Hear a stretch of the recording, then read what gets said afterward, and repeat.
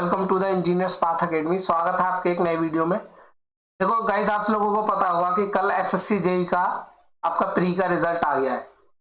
तो SSC JE का जो कल प्री का रिजल्ट आया है, तो आप उसमें देख सकते हो कि कट ऑफ क्या आई है। देखो, पहले मैं बात करता हूँ इसके कट ऑफ के बारे में कि कट ऑफ क्या है। तो सब उससे पहले कि जो प्री के रिजल्ट में सेलेक्टेड हुए हैं स्टूडेंट, उनको सबसे पहले तो कॉन्ग्रेचुलेशन, उनको बधाई हो कि उन्होंने मेहनत की और उसका फल उनको मिला। अब आपको मेंस के लिए भी पूरी तरह से डेडिकेटेडली रहना है, डेडिकेटेड होकर स्टडी करनी है। आपके पास ज्यादा टाइम नहीं है। अगर देखा जाए तो आपका 26 तारीख का मतलब 26 फरवरी के आसपास, मतलब 1 मंथ के समथिंग है आपके पास। तो 1 मंथ में आप ज्यादा से ज्यादा क्या कर सकते हैं मैं वो भी बताऊंगा आपको। और उससे पहले मैं आपको क्या बता दूं कि जो आपका कट ऑफ है वो आप देख सकते हो। सिविल इंजीनियरिंग की जो कट ऑफ गई है वो एससी की 86.36 के समथिंग है। और ये कैंडिडेट, ये नंबर ऑफ कैंडिडेट कितने सेलेक्ट हुए हैं अवेलेबल है, जो ये कैंडिडेट सेलेक्ट हुए उनके बारे में। एसटी की देख लो, वो भी अप्रोक्सीमेटली इतनी है 86 के समथिंग, उसके कैंडिडेट भी देख लो। ओबीसी की जो सेलेक्ट वो आपकी प्री की जो कट ऑफ है वो 107 के अप्रोक्स है, 107 का 108 के समथिंग है, 108 के समथिंग है। और उसमें जो सेलेक्टेड कैंडिडेट है वो भी खूब अच्छे खासे सेलेक्ट हुए। ईडब्ल्यूएस की भी देखो कट ऑफ बिलो है, अब की बार कम है। अच्छा है ये कि बहुत सारे स्टूडेंट को मौका मिलेगा। ये यूआर का देखो 110 गया है, तो यूआर का भी ठीक है। बहुत सारे लोग जो मतलब जिन्होंने एनालिसिस किया था, जो सही है ऑथेंटिक न्यूज देते हैं, उन्होंने कट ऑफ के बारे में कुछ इस तरह से ही बताया था, थोड़ा बहुत ऊपर नीचे। तो मैं सेटिस्फाइड हूं उन लोगों से कि उन्होंने ये सही डाटा दिया था पहले भी। और देखो बाकी ये आप देख सकते हो पूरा सिविल का है, ठीक है। उसके बाद टोटल जो कैंडिडेट सेलेक्ट हुए हैं वो कितने हैं आपके 15,605 कैंडिडेट आपके सिविल में सेलेक्ट हुए हैं। उसके बाद आप देख सकते हो इलेक्ट्रिकल मैकेनिकल का इसमें कंबाइंड होता है, तो कंबाइंड में आप देख सकते हो एससी की 103 है, ठीक है, एसटी की 95 है, और ओबीसी की आपकी कितनी है 123, और ईडब्ल्यूएस की आपकी कितनी है, वो ईडब्ल्यूएस की आपकी 110, और यूआर की आपकी 123, मतलब लगभग 124 123 के समथिंग है। तो ये नंबर ऑफ कैंडिडेट जितने सेलेक्ट हुआ टोटल लगा के 4,533। तो अप्रोक्सीमेटली अगर तीनों ब्रांच का निकाले देखे तो 20K प्लस स्टूडेंट को सेलेक्ट किया गया है फर्दर आपके मेंस एग्जाम के लिए। तो एक अच्छा नंबर है इस बार जो है आपका। देखो मैकेनिकल और इलेक्ट्रिकल का मैं पहले ही बता दूं, ये कट ऑफ हाई रहता है क्योंकि नंबर ऑफ वैकेंसी कम रहती है प्लस कंबाइंड रहती है, तो कट ऑफ ऑब्वियस सी बात है हाई रहेगा, ठीक है। बट सिविल का कट ऑफ बहुत अच्छा गया है। देखो जिन्होंने अच्छी तरह मेहनत की होगी ना इस बार मेंस का, उनका हो जाएगा, ठीक है। नंबर ऑफ वैकेंसी भी हमारे पास बहुत है इस बार, आप देख सकते हो, ठीक है। अब दूसरी बात मैं कर ले रहा हूँ, ये तो कट ऑफ का था। और देखो ये उन स्टूडेंट का है जो ये 22 कैंडिडेट है जिनका अभी रिजल्ट रुका हुआ है वेरियस केस, मतलब due to various court case की वजह से इनका रुका हुआ। कोई केस होगा इनका इशू होगा जिसकी वजह से इनका जो ये आपका रिजल्ट रोका है, ठीक है। उसके बाद मैं आगे बात करता हूं। देखो थोड़ी सी मैं आपको इसके बारे में एक चीज बता दूं कि आपको आपको देखो तैयारी कैसे करनी है। आपके पास 1 मंथ है, 1 मंथ है।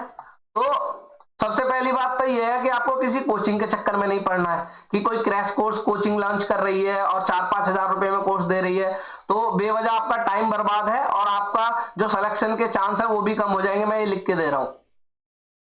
तो ये आपको क्या करना है, सबसे पहले तो किसी कोचिंग के चक्कर में नहीं पड़ना है, किसी भी क्रैश कोर्स के वगैरह के चक्कर में नहीं पड़ना है, फालतू का टाइम बर्बाद नहीं करना है। क्योंकि अब कोचिंग आएंगी निकल के क्रैश कोर्स चलाएंगी या अपना मतलब कोर्स लगाएंगी कि हम 12-12 घंटे पढ़ाएंगे और मेंस के लिए तैयार करा देंगे 1 महीने में, तो बेकार में फर्जीवाड़ा है सब। बस सब आपको कोर्स बेचने की और बिजनेस करने की तरीके हैं, तो आपसे पैसे लूटने का एक और तरीका है।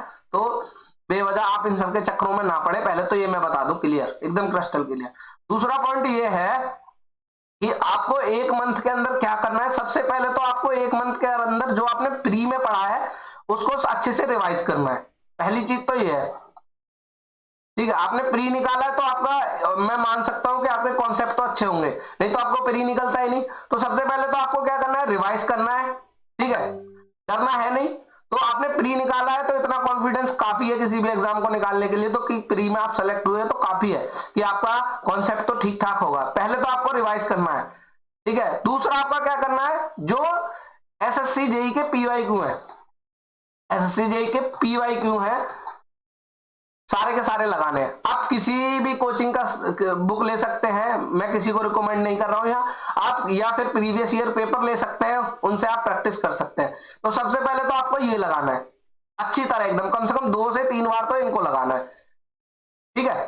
दूसरा दूसरा आपको क्या करना है, आपको फालतू के कुछ बोलेंगे आईएएस के भी लगाने हैं, आईएफएस के लगाने हैं, इन फालतू के झमेले में नहीं पड़ना है, इतना टाइम नहीं है आपके पास और ना ही इनसे कुछ होता है, मैं आपको पहले ही बता दूं। तो आपको क्या करना है, आपको करना क्या है, आपको ESC only engineering services exam, और देखो एक और मैं बता दूं, एक आरपीएससी भी मेंस कराता है, आरपीएससी एई का मेंस कराता है, मतलब एई जब लेता है वो उसमें मेंस कराता है। तो आप इन दोनों के क्वेश्चन सेलेक्ट करने हैं, ईएससी के और आरपीएससी एई के, समझ रहे हो बात को। ईएससी मेंस, आरपीएससी मेंस, दोनों के क्वेश्चन आपको क्या करने हैं, बुक ले लो या फिर आप ऑनलाइन पेपर डाउनलोड कर सकते हैं। तो आपको ईएससी के भी वही क्वेश्चन प्रैक्टिस करने हैं ओनली जो एसएससी जेई का डिफाइंड सिलेबस है, जहां प्रीवियस पैटर्न पे जो वो पूछ रहा है। हो सकता है कुछ क्वेश्चन ऐसे होंगे ईएससी के, क्योंकि ईएससी का सिलेबस बहुत ज्यादा है as compare to SSC JE. SSC के सिलेबस की मैं बात करूं एज कंपेयर टू आपका ईएससी, तो अप्रोक्सीमेटली 40 to 50% ही सिलेबस है। मैं टेक्निकल की बात कर रहा हूं तो 40 to 50% सिलेबस है। तो आपको वो क्वेश्चन सेलेक्ट करने हैं जो प्रीवियस बेस्ड पैटर्न है, मतलब जो एसएससी जेई पूछता आ रहा है। आप किसी भी ब्रांच के हो, इलेक्ट्रिकल हो, मैकेनिकल हो, सिविल हो, तो आपको सबसे पहले एसएससी जेई का जो प्रीवियस ईयर पैटर्न जिस टाइप के वो क्वेश्चन पूछ रहा है वो क्वेश्चन सेलेक्ट कर रहे हैं। कहां से, आपके ईएससी से। कहां से करने हैं, ईएससी से, वही प्रैक्टिस करने हैं बस, ठीक है। दूसरा आप आरपीएससी के भी वही क्वेश्चन सेलेक्ट करोगे जिस तरह से प्रीवियस पैटर्न एसएससी जे के जिस टाइप के क्वेश्चन पूछ रहा है, तो आप आरपीएससी के भी वही उसी तरह के क्वेश्चन आप सेलेक्ट कर सकते हो, ठीक है। बाकी आपको ना तो आईएएस के क्वेश्चन के चक्कर में पढ़ना है, ना आईएफएस के क्वेश्चन के चक्कर में पढ़ना है, या फालतू के किसी कोचिंग की बुक उठा लो और प्रैक्टिस कर लो, कुछ नहीं है, इतना टाइम नहीं है, बेवजह टाइम बर्बाद करने से कोई फायदा नहीं है। दूसरा आप क्या कर सकते हो, दूसरा आप एक ये कर सकते हो कि आप कोई भी स्टैंडर्ड बुक जो आपके पास होगी जिस सब्जेक्ट के, उस सब्जेक्ट के वो क्वेश्चन सेलेक्ट करो, उस बुक के अंदर से वो क्वेश्चन सेलेक्ट करो जिस तरह के एसएससी जेई पूछता है। बस मैं आपको ये चीज क्लियर बता रहा हूं, क्योंकि आपको बहुत लोग आके यूट्यूब पे बोलेंगे कि आप ईएससी का पूरा लगा लो, आप आईएफएस का पूरा लगा लो, आप आईएएस का पूरा लगा लो, उस एग्जाम का लगा लो, इस एग्जाम का लगा लो। तो आपको इन सब चक्करों में नहीं पढ़ना है। आप या तो स्टैंडर्ड ये तो करना ही करना है आपको, ये कंपलसरी है, इसके बिना आपको नहीं जाना है। दूसरा आप कोई स्टैंडर्ड बुक, आप स्टैंडर्ड बुक के क्वेश्चन सेलेक्ट कर सकते हो वो जिस तरह के एसएससी जेई पूछता है, ठीक है। और ये पता लगाना बहुत इजी है, आप प्रिपरेशन कर रहे हो तो ये इसका अंदाजा आपको होगा, तो ये कर सकते हो। या आप क्या कर सकते हो, गेट के इसी तरह से गेट के जो एनईटी होते हैं, न्यूमेरिकल आंसर टाइप क्वेश्चन, ठीक है, वो गेट के वो क्वेश्चन भी सेलेक्ट कर सकते हो जिस तरह से एसएससी पूछता है, एसएससी जेई जिस तरह से क्वेश्चन पूछता है, जिस पैटर्न के क्वेश्चन पूछता है, ठीक है। जैसे मैं अगर मैकेनिकल की बात करूं तो अगर मैं एक सब्जेक्ट उठा लूं कि मशीन डिजाइन, तो उसमें से क्लच और बियरिंग और आपका belt and pulley drive, in 3 topic से ज्यादा क्वेश्चन पूछता है। तो आप क्या करना है, ईएससी के भी वही क्वेश्चन प्रैक्टिस करने हैं, आरपीएससी के भी वही क्वेश्चन प्रैक्टिस करने हैं, स्टैंडर्ड बुक के भी वहीं से क्वेश्चन प्रैक्टिस करने हैं, और गेट के भी उसी तरह के, ठीक है। या आप कोई और सब्जेक्ट उठा लो, कोई भी आरएसी उठा लो, आरएसी में आपको बेसिक हीट इंजन, रेफ्रिजरेटर, इनसे क्वेश्चन पूछेगा, या आपका बेल कॉलमन साइकिल है या वेपर कंप्रेशन साइकिल है, ये 3 ही टॉपिक से क्वेश्चन आते हैं। तो ईएससी का भी यही 3 क्वेश्चन प्रैक्टिस करना है, इन्हीं 3 टॉपिक का, और आपका एसएससी वो स्टैंडर्ड बुक से भी, और आपका आरपीएससी से भी, और आप गेट के भी इसी तरह के क्वेश्चन। तो इस तरह से आपके पास एक मंथ के अंदर अगर आप इतना कर लोगे तो आपको एक कॉन्फिडेंस बिल्डअप हो जाएगा। और भी आपको फोकस करना है न्यूमेरिकल पे ज्यादा, इस पे आपको न्यूमेरिकल, एक तो न्यूमेरिकल जो होता है ना वो आप जल्दी सॉल्व कर सकते हो थ्योरी से, और न्यूमेरिकल अगर आपने पूरा आंसर करेक्ट लिखा है तो आपको अगर 20 का न्यूमेरिकल है तो आपको 20 मिलेंगे। बट अगर आप थ्योरी कर रहे हो 20 नंबर की तो आपको 10 से 15 के बीच में ही रोक देगा। अगर 10 नंबर का क्वेश्चन है तो 5 से 7 नंबर देगा, इससे ज्यादा नहीं। अगर आपका न्यूमेरिकल 10 नंबर का तो आपको 10 ही देगा। तो आपको फोकस करना है सबसे ज्यादा न्यूमेरिकल पोर्शन पे। अगर आप ईएससी के वो क्वेश्चन कर ले रहे हो जो एसएससी जेईई पैटर्न बेस्ड है, आरपीएससी के वो क्वेश्चन कर लेते हो जो एसएससी जेईई पैटर्न बेस्ड है, स्टैंडर्ड बुक के भी वही क्वेश्चन कर ले रहे हो जो एसएससी जेईई पैटर्न बेस्ड है, और गेट के भी, तो आपके पास एक मंथ के अंदर एक अच्छी खासी तैयारी हो जाएगी और एक सफिशिएंट आपके पास प्रिपरेशन का जो है मतलब मटेरियल होगा, और आप आराम से आप बिना हेजिटेशन और बिना किसी नर्वसनेस के आप एसएससी जेईई का मेंस देने जाना, और आपका बहुत अच्छा पेपर जाएगा, मैं आपको बता रहा हूं। तो इन चक्करों में नहीं पढ़ना है कि आप ईएससी का पूरा लगा रहे हो, आईएएस का पूरा लगा रहे हो, आईएफएस का लगा रहे हो, या किसी और स्टैंडर्ड बुक के सारे क्वेश्चन लगा रहे हो, तो इन सब के झमेले में नहीं पढ़ना है। और ना ही सबसे वैलिड इंपॉर्टेंट पॉइंट, जितना आपके पास मटेरियल आपको उसको ही जो आपने तैयार किया उसको ही अच्छे से आपको करना है।